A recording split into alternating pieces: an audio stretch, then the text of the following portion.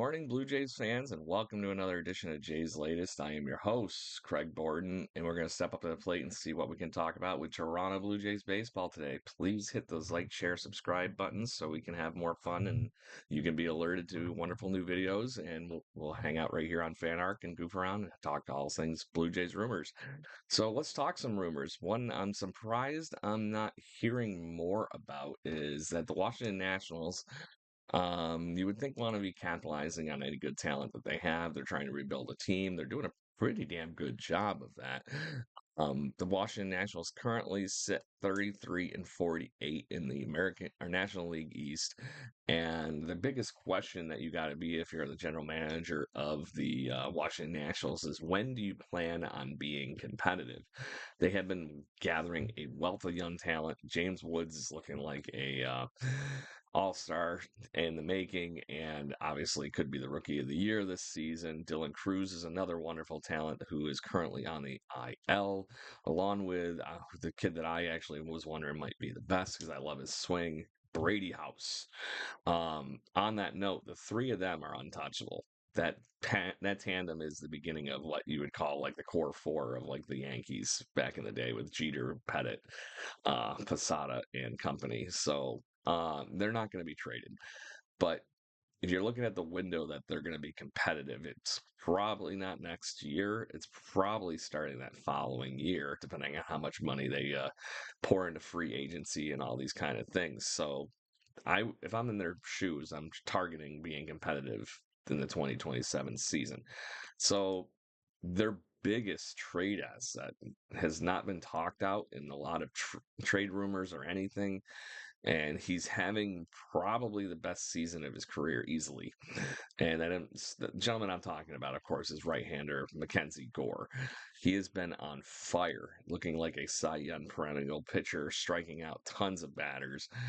He's got a 3.2 WAR right now with a 3.09 ERA and 17 starts. It's just under 100 innings.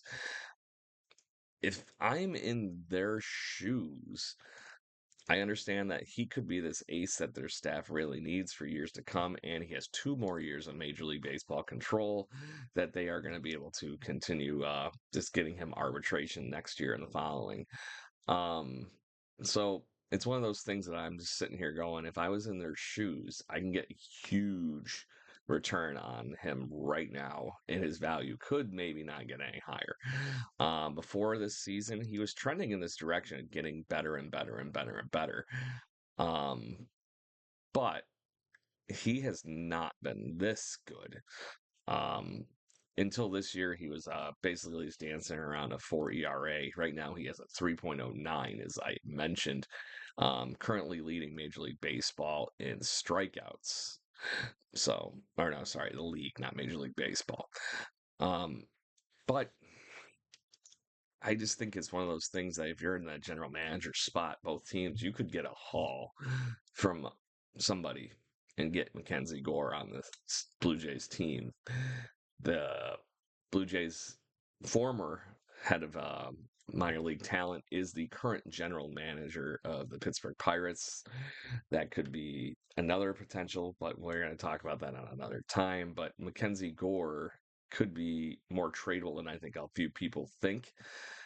He's been linked to a few trade rumors, but it could be very telling on where the Nationals see where they're going to be in the next few years. But this could be something that could turn into a really potential talk because the trade market for starting pitchers in that talent level are currently non-existent. You're looking at the Sandy Alcantaras, you're looking at, whoever else can come, but it falls off very quickly. And it's mostly players like Sandy Alcantara that are not at their full potential right now, and I still wonder if that would be the Marlins selling completely too low on somebody like somebody like Sandy Alcantara, who a few years ago was the MLB Cy Young Award winner for the National League.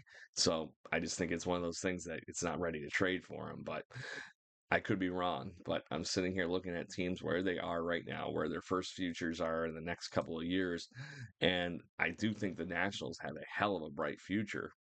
but they could be trading for somebody very high end young pitcher with more control than you get from Mackenzie Gore with the talent level that he has.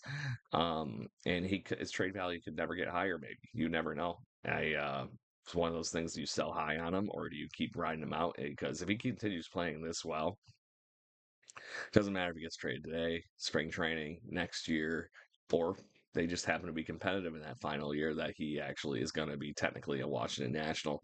It just seems like one of those things to me. It would be worth, striking while the iron is hot and just getting a dumpster full of great prospects because like I said, if he ends up being on the trade block for the Washington Nationals, he is automatically the best pitcher on the trade market.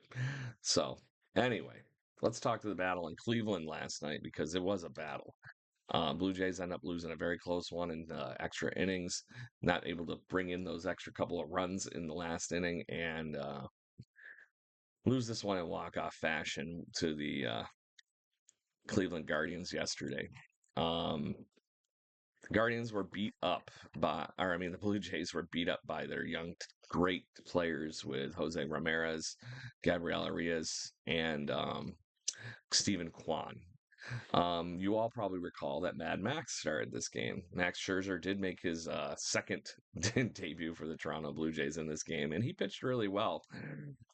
Struck out the side actually in the first inning, and it was really great to see him on the mound because this is almost like a free agent signing for the Blue Jays right now. He gave up three earned runs, but like I mentioned on a previous show, is that he doesn't have to be Cy Young Max Scherzer. He needs to be salvageable, help this team win Max Scherzer. So if he can hold teams to 300 like this, the Blue Jays have a chance to win, and that's exactly what they did yesterday. They had a chance to win. Um, he only had 4 strikeouts. Like I said, he struck out the side in the first inning, 6 hits, 3 walks as well. So, but there was a few moments there that his intensity was just through the roof. He's clearly invested in making this Blue Jays team even better than it currently is, and I think he's fired up and ready to go. He wants that other ring. So, as Mad Max goes, like I said, he did very well. The Blue Jays actually came back from a early deficit in this game the same inning he left and scored 3 runs in the 6th inning and tied it all up. The problem was that the Cleveland Guardians were not going quietly. Um, like I mentioned in the first parts of this game, Stephen Kwan and Jose Ramirez tagged up for the first inning. Vlad Jr. hits his 11th home run. We'll talk about that in a minute. Gabriel Arias, as I mentioned, just continues to be a thorn in the Blue Jays' side. And in the 6th inning, that's where the Blue Jays finally just got at it. George Springer continues to be hot with runners in scoring position, drives in a run. Actually 2 on his double or single. I mean, he ended up moving up to second on the play. Ernie Clement gets a sac fly that brings in Alejandro Kirk. That was fun to watch because it was not a very deep fly ball. Kirky muscling through that one and getting all the way home. So then in the 6th, as I mentioned, it gets all tied back up again. Lane Thomas brings it to the 4-4 tie, and we move on to the 10th where Mason Fluharty allows that final run in extras to allow the Guardians to run away with a win. So um, that's kind of where we need to worry about. I feel like still at the end of the day too is the bullpen. Nick Sandlin is just getting back and settled in. He gave up an earned run too, along with, as I mentioned, Mason Fluharty technically allowing the run, but in the extra innings, that extra runner does not count as an earned run. So is what it is. But bases were technically loaded, and it was just a matter of time between somebody. You can have the bases loaded with only one out with J Ram coming to the plate. Just doesn't happen well. Excuse me. So let's talk Vlad Jr. because he is starting to look like he's just squaring the ball up. 104 miles an hour off the bat for his 11th home run yesterday. The Blue Jays need him to get hot. He has been doing really well over the last 7 games, batting .292 with a couple of home runs, 6 RBIs, and even better over his last stretch. 15 games. When you look, he's batting 316. So Vladdy is starting to really heat up, and if Vladdy goes, this team goes. So we needed him to keep doing what he did yesterday because that did definitely get the dugout fired up. So let's talk today though, because the Blue Jays got getaway day, and Kevin Gossman will be on the bump. Need Kevin Gossman to get back to ace Kevin Gossman because he has had a really rough start over the last few times. Um, his last 7 starts, he's got a 5.31 ERA, and he gave up 7 to the Arizona Diamondbacks in his last start. Before that, not much better. He's been giving up 1 inning where he's just been getting destroyed and rocked.